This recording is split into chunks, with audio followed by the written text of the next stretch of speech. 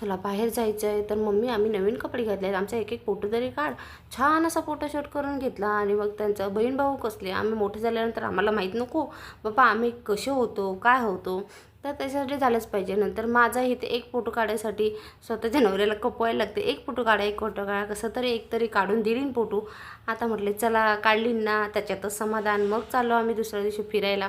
तेव्हाही तिथं मुलांचं तेच, आता पप्पा आहेत तर पप्पांबरोबर एक एक फोटो झालंच पाहिजे ना. तर त्यांचे चाललं पप्पा असं पप्पा तसं. आणि मग नंतर बहीण भावंडांचं चालू झालं, छान छान पोज द्यायला सुरुवात केली. मग दोघांचंच चालू झालं की आमचं फोटो काढ.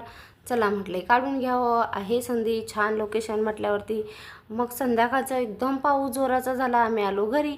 पाऊस झाल्यानंतर बघतायत मुलं काय म्हणतात, चला आता पप्पा इथे जाऊ तिथे जाऊ. जायचं म्हटलं तर काय करायचं, पाऊस झालाय.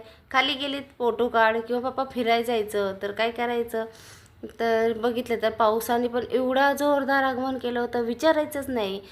म्हटलं चला जाऊन येऊया, एक ट्रिप तर मारून येऊया इथल्या इथं. आणि प्रत्येक संडेला एक मुलांना कुठेतरी न्यायला जावं. तर थोडंसं फिरवून आणायचं म्हणून गेलो घेऊन, जरासं आणलं फिरून.